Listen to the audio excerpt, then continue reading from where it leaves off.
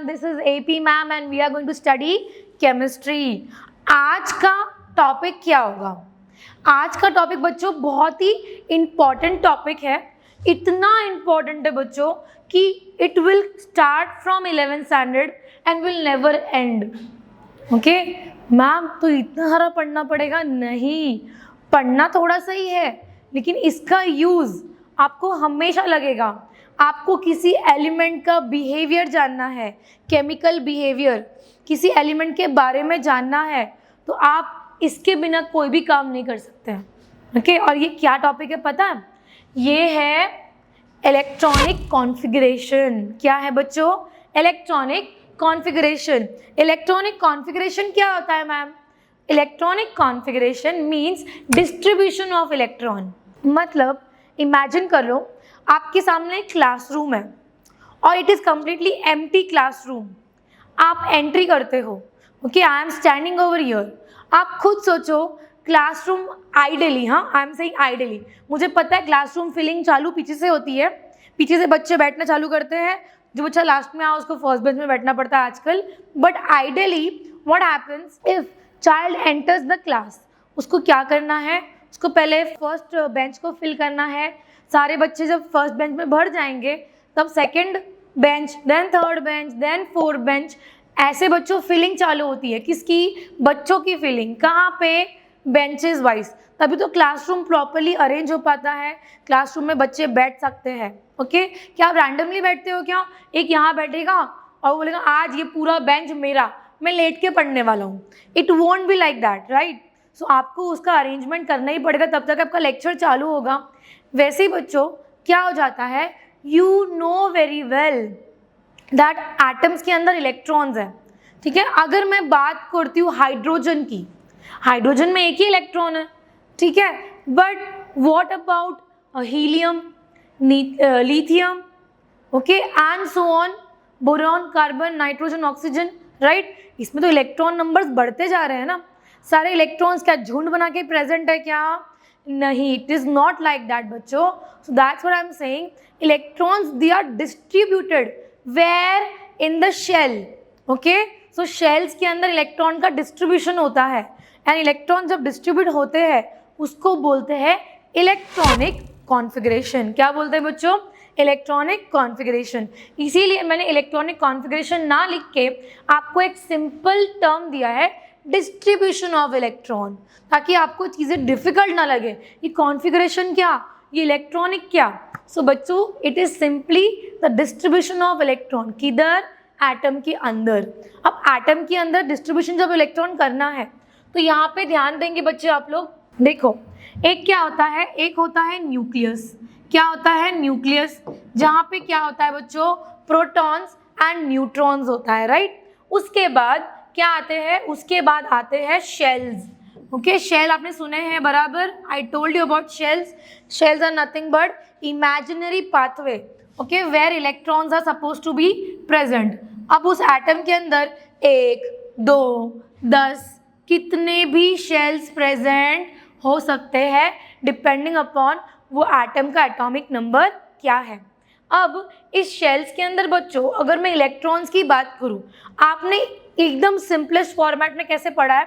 आपने पढ़ा है कि फर्स्ट शेल में होता है कितना? फर्स्ट शेल में होता है 2 इलेक्ट्रॉन. उसके बाद क्या होता है? Second shell. सेकेंड शेल में हो जाते हैं बच्चों 8 इलेक्ट्रॉन्स. यही पढ़ा है ना आपने? ठीक है, आपने क्या पढ़ा है? 2, 8, 18, 32 like that you have learn, right? तो आज हम क्या पढ़ने वाले हैं? हम मॉडर्न मेथड ऑफ कॉन्फ़िगरेशन पढ़ने वाले हैं. ओके, अफबाउस मेथड कॉन्फ़िगरेशन हम पढ़ने वाले हैं. अब यहाँ पे क्या होता है पता है?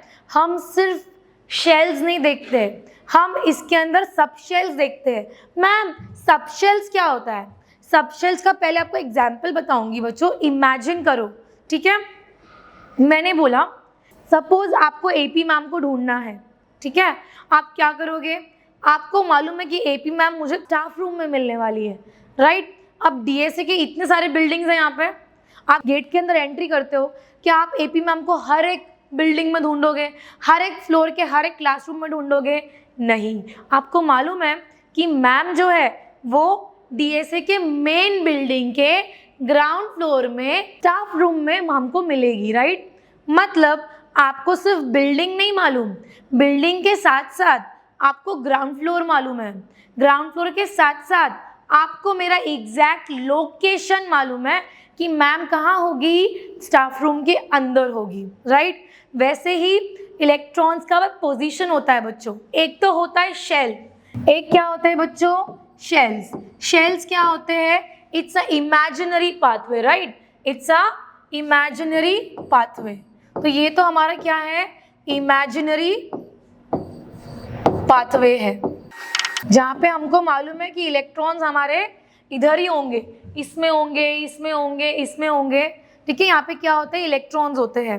अब क्या होता है कि इस शेल्स के अंदर भी क्या होते हैं, सब शेल्स होते हैं। क्या होते हैं बच्चों, सब शेल्स। क्या होते हैं बच्चों, सब शेल्स। जैसे कि हर फ्लोर में, ओके, हर एक फ्लोर में आप क्या ऑब्जर्व करोगे, आप ये ऑब्जर्व करते हो हर एक फ्लोर में क्लासरूम है ना। क्या बच्चे एक ही फ्लोर में सारे बच्चे बैठे हुए हैं, नहीं, फ्लोर्स में भी क्लासरूम्स है। मतलब शेल के अंदर भी क्या है बच्चों, सब शेल्स है। What are sub shells, sub shells are the place, it's a location where probability of finding electron is maximum.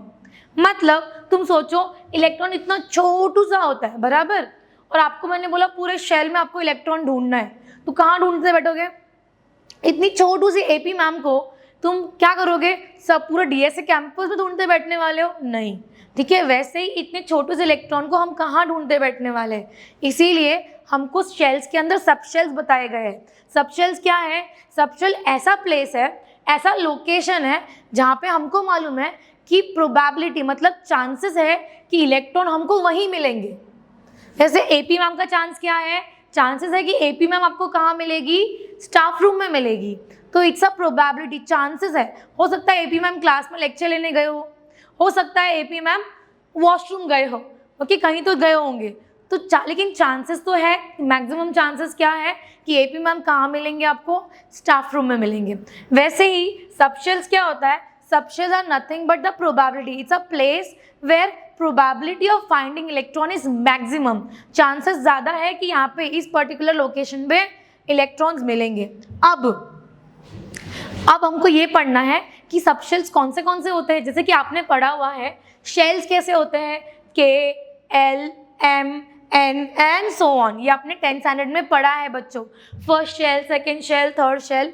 वो शेल्स के अंदर कौन है, वो शेल्स के अंदर सब शेल्स है। सब शेल कौन से होते हैं, सब शेल देखो आज आपको मालूम पड़ेगा। सब शेल्स होते हैं S, P, D and F सब शेल्स।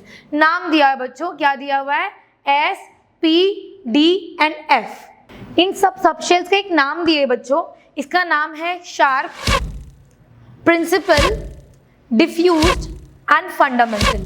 ओके, तो इनके नाम दिए गए हैं, बट हम इसको बार बार नाम से नहीं निकालते, हम simple S, P, D and F बोलते हैं। जैसे इनको नाम दिया गया था ना बच्चों, K, L, M and so on, वैसे ही सब शेल्स को नाम दिए गए थे, क्या, sharp, principal, diffused and fundamental.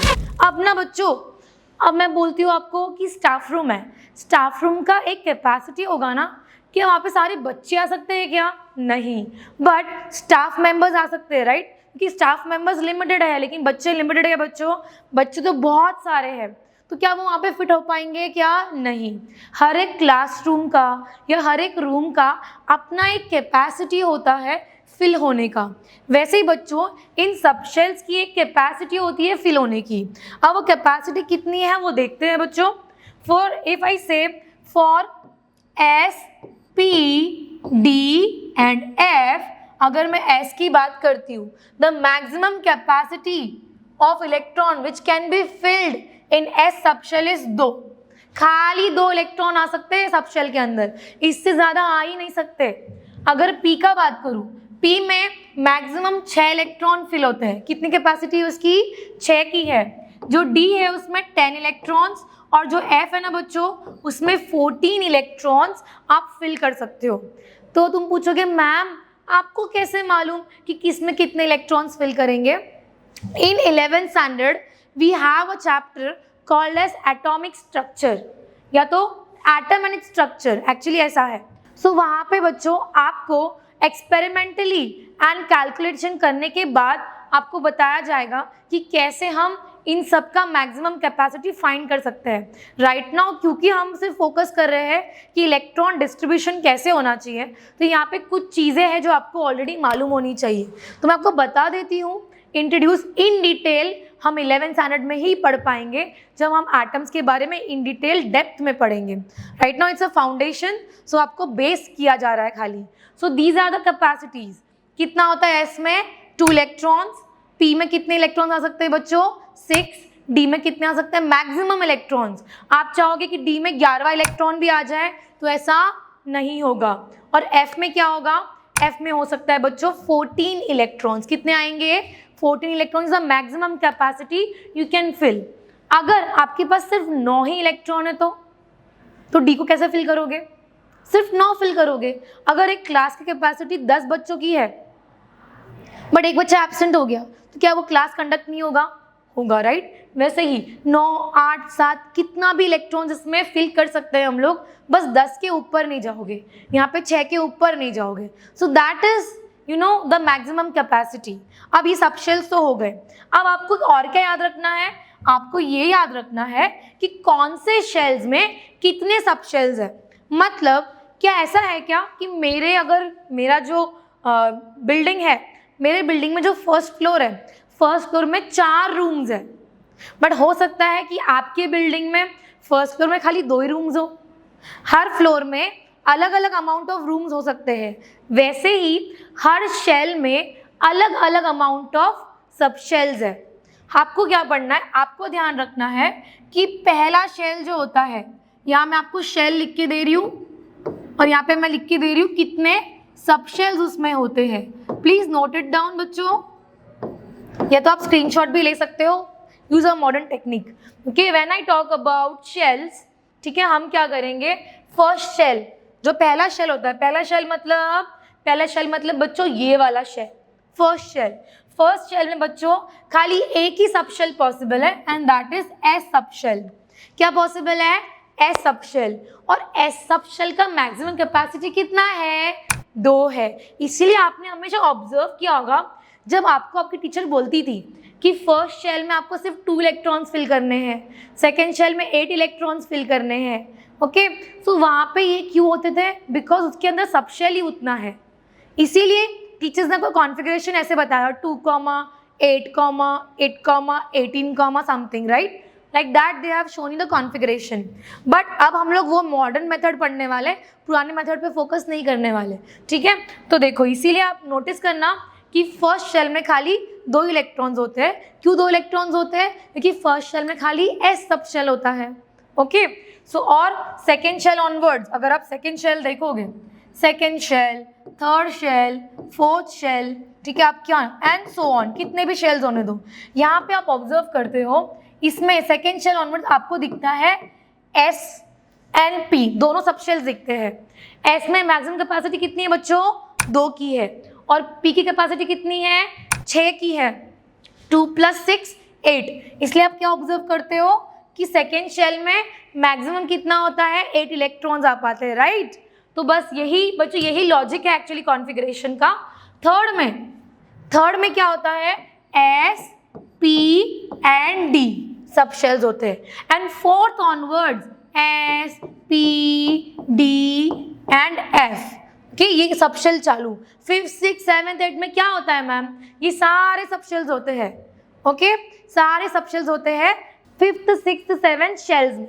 Okay, so this is about what, this is you need to understand the basic. आप समझ में आया आपको कि क्यों आपको कॉन्फ़िगरेशन लिखाया जाता था कि भाई 2, 8 ही करो, 2, 2 नहीं हो सकता, फर्स्ट शेल में तुम मोर देन 2 इलेक्ट्रॉन्स नहीं भर सकते, यही लॉजिक था, क्योंकि उसके अंदर सब शेल्स ही उतने होते हैं, जितने सब शेल्स होंगे उसके हिसाब से इलेक्ट्रॉन्स फिल हो सकते हैं। The capacity for first shell is only S sub shell, for second shell S and P, for third shell S P and D, fourth S P D and F, fifth में भी all of them. Okay, तो fourth onwards S P D F चारों sub shells आते हैं। Okay, this was the basic introduction of distribution of electron. तो तुम बोलोगे ma'am electron distribute किधर किया, इलेक्ट्रॉन डिस्ट्रीब्यूट करेंगे ना, अभी सब्र रखो। ओके, अब तो आपको सब समझाया है मैंने। क्या समझाया है बच्चों? मैं आपको ये समझाया है कि एटम्स कैसे होते हैं, इलेक्ट्रॉन्स कैसे उनकी पोजीशन पे प्लेस होते हैं, शेल्स होते हैं, शेल्स के अंदर क्या होते हैं, सब शेल्स होते हैं। जैसे फ्लोर के अंदर रूम्स होते हैं, वैसे शेल्स के अंदर सब शेल्स होते हैं, और हर एक सब शेल की अपनी अपनी कैपेसिटी होती है, S, P, D and F की। वैसे ही शेल्स की भी अपनी अपनी कैपेसिटी होती है सब शेल्स को रखने के लिए। पहले इसमें एक आएगा, दूसरे इसमें एस एंड पी आएगा। So this is what I am trying to explain you कि इलेक्ट्रॉन्स कैसे उसके अंदर लोकेटेड है बच्चों, कि एटम्स के अंदर इलेक्ट्रॉन्स ऐसे फील नहीं हो गया है, there is a huge science in it. So अभी यहाँ देखो, ये तो हुआ तुम्हारा इंट्रोडक्शन। अब देखते हैं इसको पढ़ना कैसे है, इसका यूज करेंगे। यूज कैसे करेंगे, देखो यहाँ पे आपको कुछ दिख रहा होगा। ओके, व्हाट इज दिस बच्चों?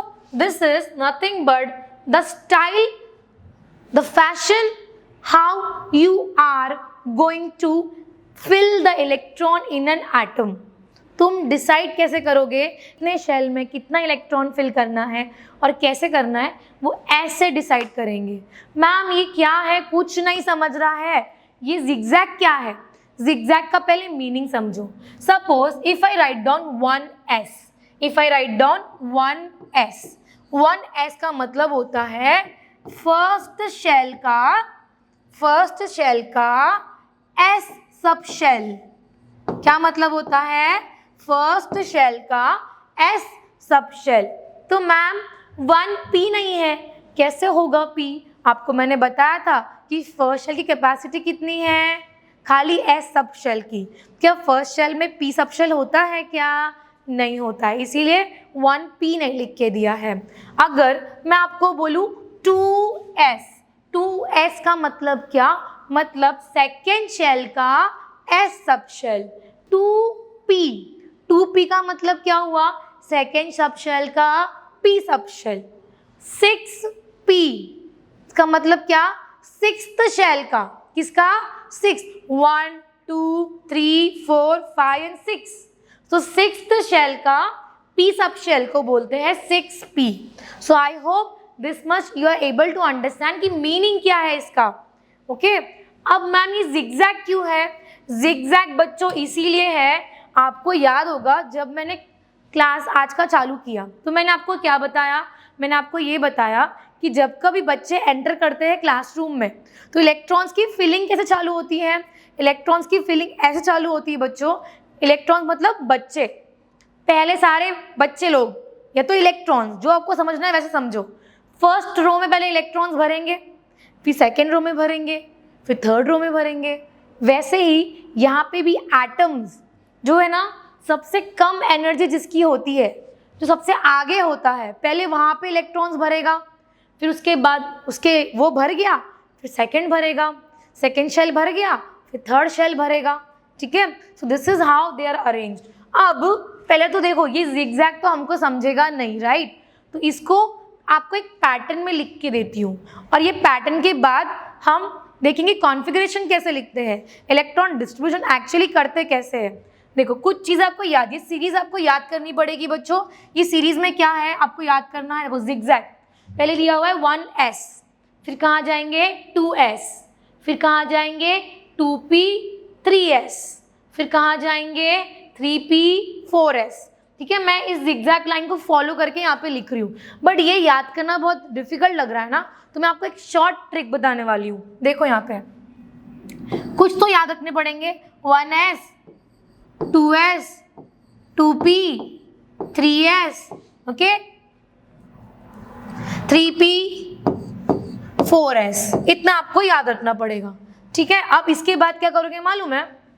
आपको लिखना है दिल्ली पब्लिक स्कूल, शॉर्टकट बोल रही हूँ, DPS, दिल्ली पब्लिक। सुना होगा आपने Delhi public school, Delhi public school.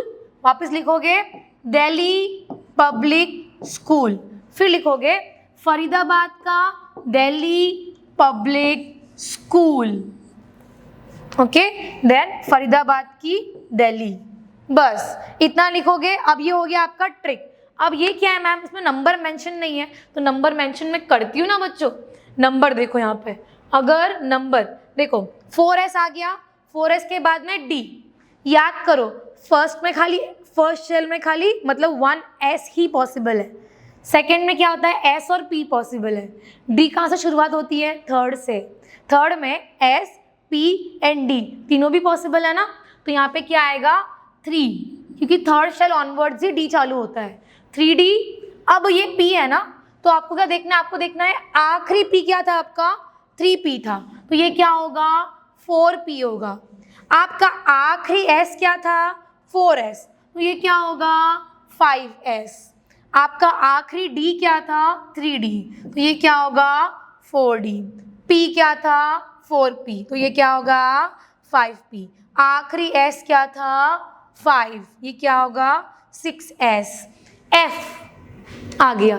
अब यहाँ पे कोई आखिरी f तो है ही नहीं, याद करो बच्चों f सबशेल कहाँ से चालू होता है, f सबशेल चालू होता है फोर्थ शेल से। फर्स्ट वाले में s, सेकेंड वाले में s एंड p, थर्ड वाले में s p d and fourth वाले में s p d and f। तो यस फोर्थ वाले से हम लोग f सबशेल चालू करते हैं। वापस d आ गया, देखो आखिरी d कौन सा है आपका 4d, तो ये क्या होगा 5d। आखिरी p क्या है आपका 5p, ये क्या होगा 6p। आखिरी s क्या है आपका 6s, ये क्या होगा 7s। आखिरी f क्या है आपका 4f, ये क्या होगा 5f। आखिरी d क्या है 5d, तो ये हो गया 6d। ये ना बच्चों ये सीरीज है, यहाँ पे हम इस सीरीज को यूज करके इलेक्ट्रॉन्स फिल करेंगे। मतलब अगर 10 इलेक्ट्रॉन्स है मेरे पास, कितने 10 इलेक्ट्रॉन्स, तो पहले s में मैक्सिमम कितना आ सकता है 2 ही आ सकता है, तो मैं 2 इलेक्ट्रॉन को यहाँ फिल कर दूंगी, बच गए कितने 8 इलेक्ट्रॉन्स। 8 को कहाँ फेंकूंगी मैं, इसमें। तो यहाँ देखो 8 में से यहाँ पे सिर्फ 2 ही आ सकता है, कितने बच गए 6 इलेक्ट्रॉन्स। 6 इलेक्ट्रॉन्स को मैं यहाँ पे फिल करूंगी, ओके। सो यहाँ पे मैं क्या कर रही हूँ मालूम है, लोअर एनर्जी से लेकर हायर एनर्जी पे जा रही हूँ। This is all about energy, इसको एनर्जी लेवल से अरेंज किया गया है बच्चों। So you have to arrange electron like that only, you have to distribute electrons like that. उसके लिए आपको ये सीरीज याद होनी चाहिए। अब मैंने आपको ट्रिक तो बता दिया है कैसे याद किया जाए, यहाँ से लेकर यहाँ तक याद कर लो, 1s 2s 2p 3s 3p 4s, वहाँ तक याद हो जाएगा। उसके बाद आपको क्या करना है, दिल्ली पब्लिक स्कूल, फरीदाबाद का Delhi public school and Faridabad की दिल्ली, बस इतना याद रखना है। और बाद में मैंने जो ट्रिक बताया उससे आप ये नंबर्स असाइन करेंगे, ये these numbers are nothing but number of shell and these are sub shells. बस दैट्स इट फॉर टुडे। हम इसके बारे में कंटिन्यू करेंगे। This was the part 1 of distribution of electron. अब पार्ट 2 में हम एग्जाम्पल्स लेने वाले हैं, हम एलिमेंट्स को लेने वाले हैं, उसका कॉन्फ़िगरेशन लिखने वाले हैं, मतलब उसके इलेक्ट्रॉन्स का डिस्ट्रीब्यूशन लिखने वाले हैं। So that's it for the day. Thank you everyone and have a nice day.